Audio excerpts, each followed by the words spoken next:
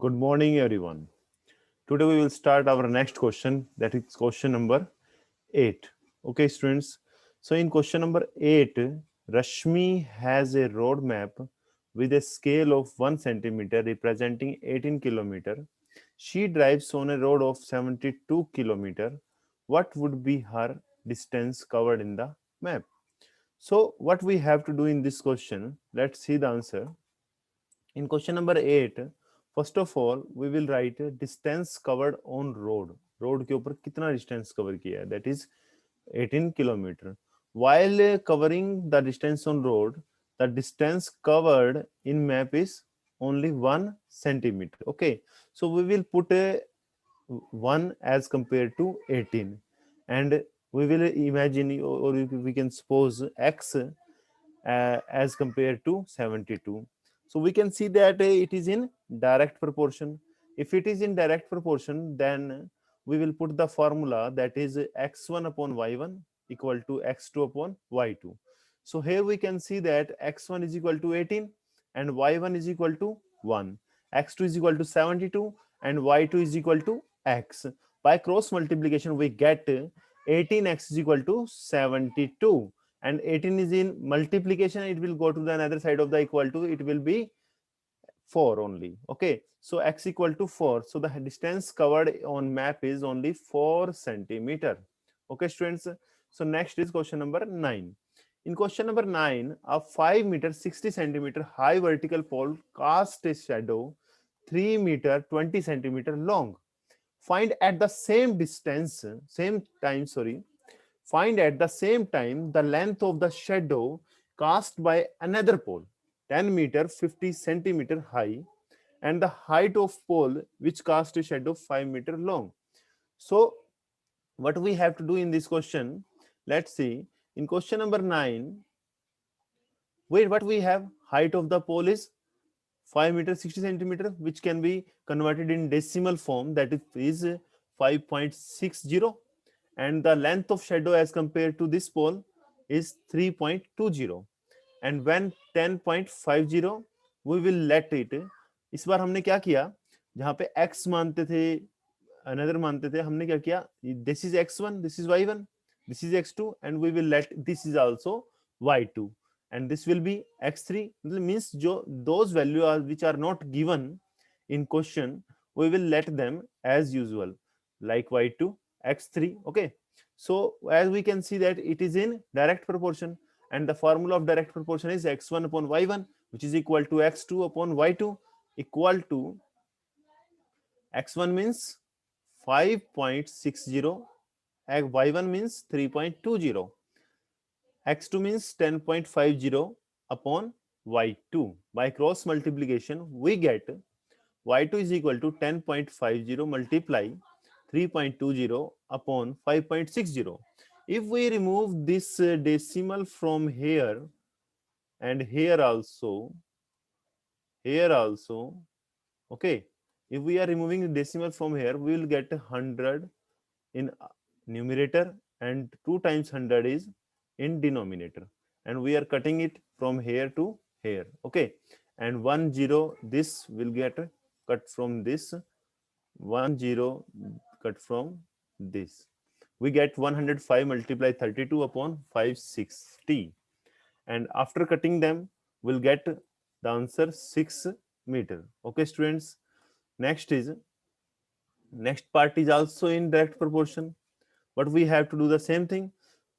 5.60 upon 3.20 is equal to x3 upon 5. By cross multiplication we get x3 is equal to 5.60 multiply 5 upon 3.20. After calculating them, we'll get the value of x3 is equal to 8.7575 meter. Okay, students, let's move to the next question, question number 10. In question number 10,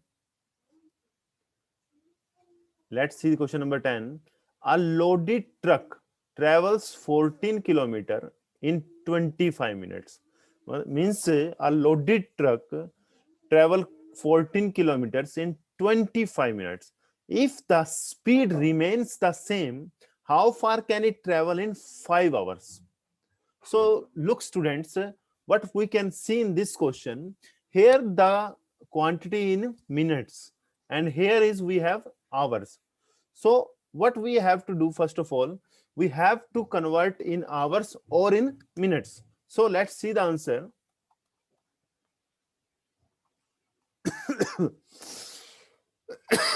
Yes, everyone.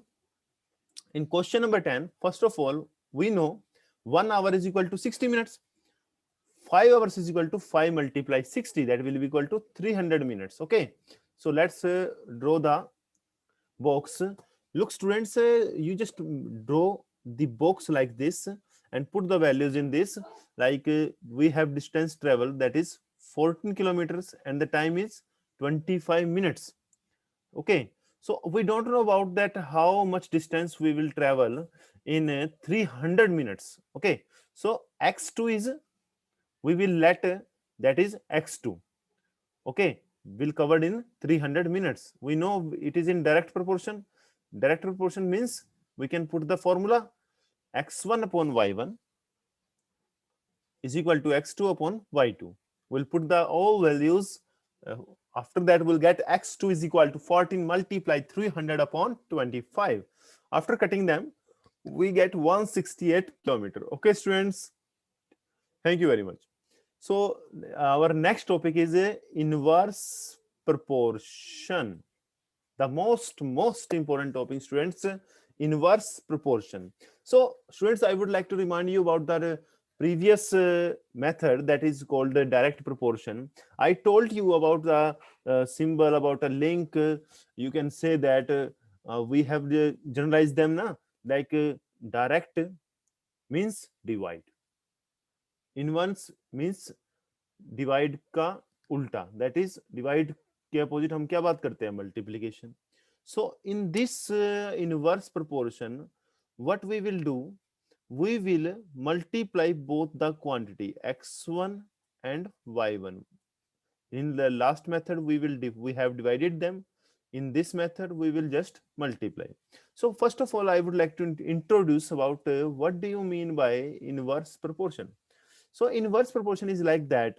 If first quantity is increasing, okay, if first quantity is increasing, the second will automatically decrease. Okay, if first quantity is decreasing, the second one will automatically increase. If this type of situation happened in this question, in any question, so we will apply inverse proportion. Okay, students. So I already told you about that inverse proportion means multiplication. So we have to multiply x1 and y1, also x2 and y2. Okay. So next 13.2. Yes, everyone. So let's start our exercise 13.2. So in 13.2, let's move to the questions first of all.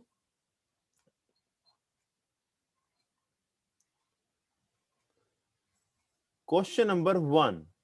Which of the following are in inverse proportion? इनमें से कौन सा situation inverse proportion है और कौन सी नहीं? So students, the number of workers on a job and the time to complete the job.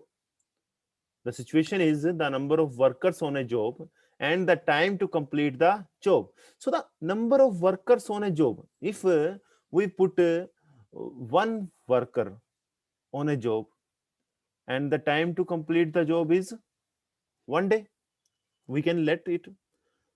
If we increase the number of workers, if we increase 2 workers, okay, the work will complete in half day.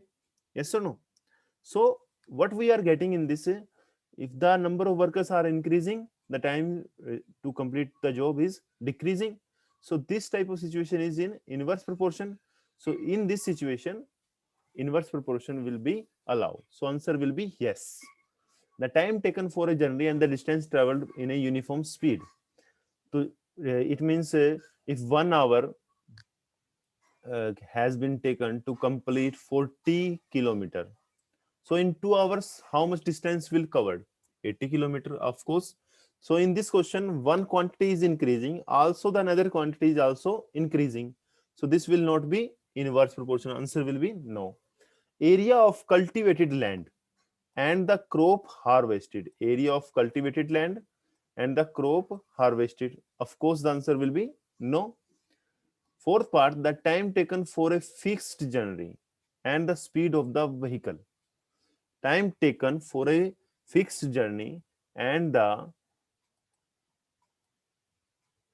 time taken for the fixed journey and the, you can see that, 1 minute, the time taken for a fixed journey and the speed of the vehicle.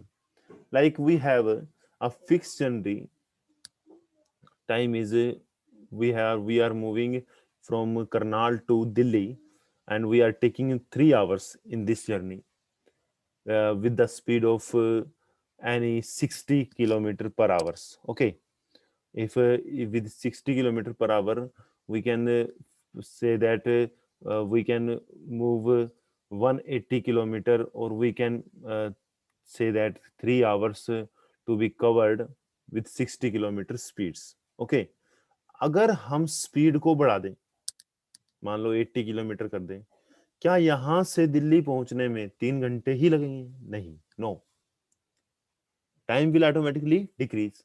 So in this situation, inverse proportion will be applied. So the answer will be yes. The population of a country and the area of land per person. जिस देश की population ज्यादा होगी उसके लिए पर person land का area कितना होगा? घटेगा. Yes or no? तो area of land per person will be decrease if population will be increase. If population will decrease, area of land per person will be increase. Okay. So this is also answer is yes. So in the next question, question number 2, in our television game show, the prize money of rupees 1 lakh is to be divided equally amongst the winners. So the organization have decided that we will provide only 1 lakh rupees wherever the winner number of winners are, and we don't know about that. The number of winners can be any type of numbers, but the winning prize of the winners will be 1 lakh only. So complete the following table and find whether the prize money given to the individual winner is directly or inversely proportional to the number of winners. So in this question, what we have to do, first of all, we have to just find out that this is directly proportional or inversely proportional. After that, we will apply the formula. So in this question, question number 2, we can see the table, the number of winners, that is 1, 2, 4, 5, 8, 10, and 20. So if we have one winner, then we have the number of prize will be 1 lakh rupees. If we have two winners, we have the prize is 50,000 rupees. So you can see that if one quantity is increasing, this quantity is decreasing. Increasing and decreasing means inverse proportion. So we can say that it is in inverse proportion, and we'll apply the same formula, x1 y1 is equal to x2 y2. So what we will do in this question, let's see this.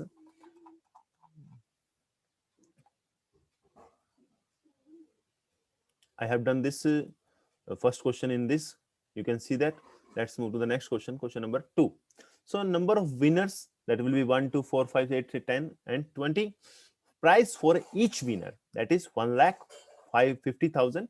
Okay, so what we have done here, we have let it that y3, y4, y5, y6, y7. Okay, so it is inverse proportion, it is inverse proportion. So it is inverse proportion, then x1 y1 will still equal to x3 y3. Means हमने ये वाली quantity यहाँ पर लिख दिया. Okay, so x1 means 1, y1 means 1 lakh equal to x3 means 4, y3 means as it is. So 4 in multiplication, it will go to the other side of equal to, it will be in divide. So that will be 1 lakh upon 4, which is equal to y.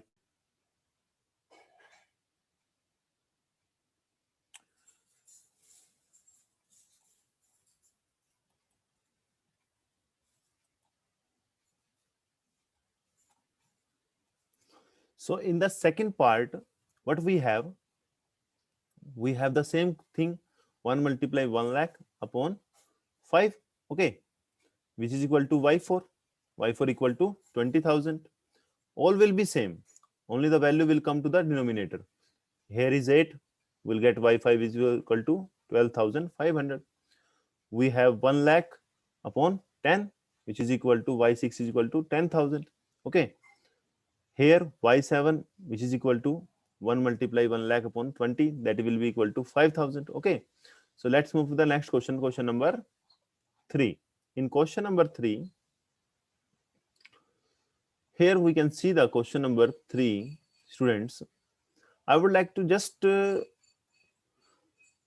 simply understand this question. What is the question basically?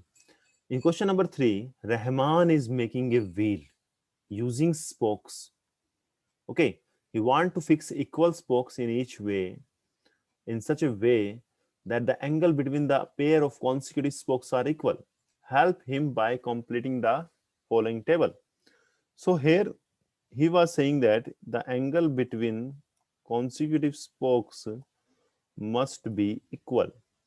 Okay, in this part also, as the number of spokes are increasing, no problem there is, there the consecutive spokes must have the equal angle. Okay, so he said if we have 4 spokes, the angle must be 90 degree.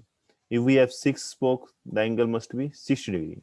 So first of all, you can see that first quantity is increasing, we are going 4 to 6, and the next quantity is decreasing, that is also inverse proportion. Okay, so what we have to do in this question, we will say it is in inverse proportion. After that we get the value on the basis of 8, 10 and 12.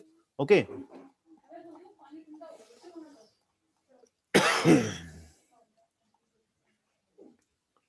so we have number of spokes is equal to 4, angle between a pair of consecutive spokes is 90 and 60. We have letted them y3, y4, y5. It is inverse proportion. x1, y1 is equal to x3, y3. We have put it them. 4 multiply 90 is equal to 8 multiply y3. So y3 is equal to 4 multiply 90 upon 8, that is 45. So y3 is equal to 45 degree. So next part will be similar as this. We'll say similarly 4 multiply 90 upon 10, that is 54. 4 multiply 90 upon 12, that is 55, is equal to 30. So he was asking about some more questions. Let's see that. He was saying that are the number of, this is also the part of question number 3. Okay, you all can see in your mathematics, are the number of spokes and the angles formed between the pair of consecutive spokes are in inverse proportion? Yes, we write the answer is yes. Calculate the angle between a pair of consecutive spokes on a wheel of 15 spokes. अब एक बार क्या दिया हुआ है, एक बार आपको 15 spokes दिए हुए हैं कि उस केसेस में आपको एंगल बताना है, एक बार आपको एंगल दे दिया, आपको स्पोक्स बताने हैं. बिल्कुल आसान है, बहुत सिंपल है. Let's see this. तो one time he was saying 15 spokes. So when we are putting 12 spokes, in place of 12 we will put only 15. So 4 multiply 90 upon 15, that is, we can let angle A is equal to 24 degree. And 4 multiply 90, if we have to find out the number of spokes, if the angle is 40 degree, that the angle will be going to the denominator. After cutting them, we'll find the value of number of spokes that will be equal to 9. Okay, so thank you very much, students. Have a nice day. If you have any problem, you can always tell me. Okay, thank you very much.